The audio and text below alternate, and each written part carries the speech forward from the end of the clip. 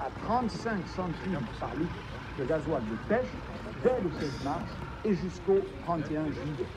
Le dispositif sera ouvert dès demain matin pour que tous les bateaux déclarés puissent reprendre la mer au plus vite avec l'assurance de bénéficier du dispositif de soutien.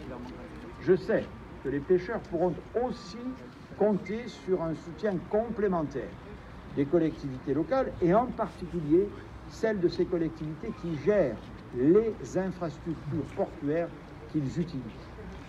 Deuxième mesure ciblée, le soutien aux agriculteurs, avec notamment une aide aux éleveurs qui doivent faire face à l'envolée du coût de l'alimentation animale dans un contexte déjà marqué par des cours historiquement élevés. Cette aide transitoire sur une période de 4 mois va permettre de compenser les pertes des élevages le temps que les mécanismes des négociations commerciales, dont l'encadrement est aujourd'hui renforcé grâce à la loi Egalim 2, assurent la transmission à l'aval des hausses de coûts de production des produits. Une enveloppe financière de 400 millions d'euros sera provisionnée à cette fin et par ailleurs, en plus du bénéfice de la remise des 15 centimes, nous agirons pour améliorer la trésorerie des exploitations en versant dans les prochaines semaines un acompte de 25% du remboursement de la taxe, la TICPE, sur le GNR. Le ministre de l'Agriculture et de l'Alimentation, Julien de Normandie, y reviendra. Troisième mesure ciblée, le secteur du transport. En premier lieu, le gouvernement s'engage à ce que la remise carburant de 15 centimes par litre n'affecte pas le niveau des indexations gasoil durant 4 mois. Dit autrement, les 15 centimes doivent effectivement bénéficier aux entreprises de transport. Cela représente une aide financière de près de 1 500 € sur le plein d'un camion sur 4 mois. Ce soutien permet d'accompagner la période de transition à partir du 1er avril, le temps que la hausse des carburants soit correctement répercutée dans les prix. Compte tenu de la spécificité de ce secteur qui dépend lui aussi très fortement des prix du carburant et de l'envolée des prix depuis le début du mois de mars, j'ai demandé au ministre délégué chargé des Transports qu'il réunisse les acteurs du secteur pour définir dans les tout prochains jours les modalités d'un complément d'aide au titre des pertes des dernières semaines.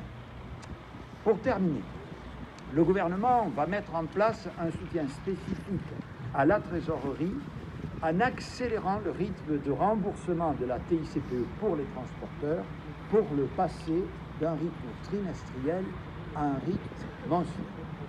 Quatrième mesure ciblée, les dispositions pour le secteur BTP, très impacté par la volatilité du prix des matériaux de construction ou des carburants. De nombreux chantiers ont été conclus sans clause de révision des prix adaptée à la situation. C'est la raison pour laquelle je demande aux acteurs publics d'appliquer, lorsque c'est possible, la théorie de l'imprévision pour les marchés publics qui ne comportent pas de clause de révision de prix et de ne pas appliquer les pénalités de retard lorsque ce dernier est justifié par la prolongation d'un délai de livraison de la part d'un fournisseur à cause de la crise. Enfin, nous prévoyons un soutien spécifique aux exportateurs. Du fait des perturbations des chaînes logistiques et de l'ampleur des incertitudes que cela provoque, la crise actuelle amplifie ce que j'appellerais les coûts de l'international pour les entreprises. Pour autant, je veux le dire ici à nos chefs d'entreprise, nous ne devons pas céder à la tentation du repli.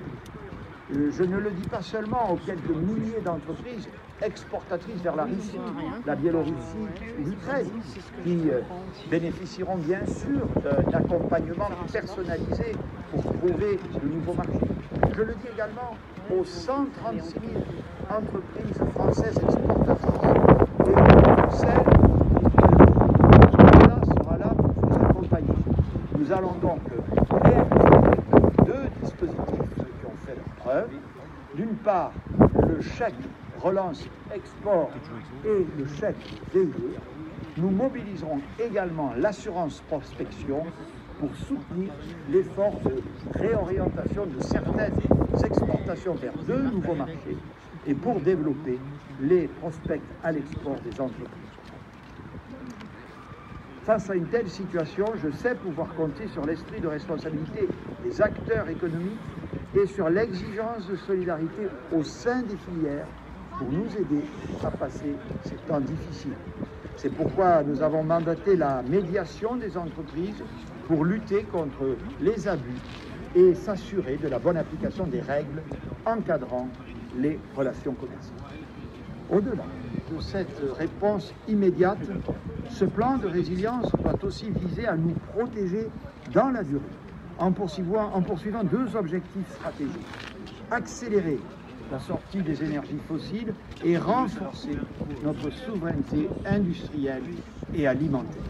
Cette crise renforce en effet les constats que nous avions collectivement déjà posés depuis 5 ans et qui se sont renforcés avec la crise de la Covid d'abord et avec la crise actuelle.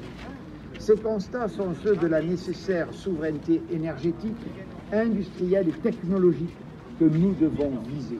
Produire notre énergie, comme le président de la République a récemment rappelé à Belfort. Produire et recycler nos matières premières quand cela est possible. Produire nos composants, nos voitures, nos puces électroniques, tout cela est indispensable dans le monde tel qu'il se dessine. C'est tout le sens de la politique de réindustrialisation que nous menons avec les baisses de fiscalité, la politique d'attractivité et les plans France Relance et demain. Les sujets ont donc déjà été identifiés. La première priorité.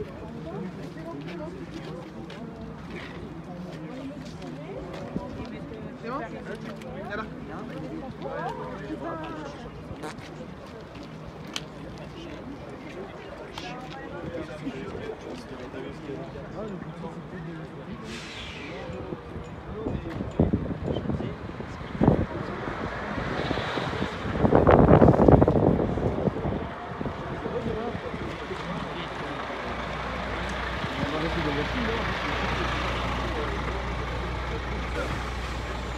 Pourquoi tu filmes? Pourquoi il filme?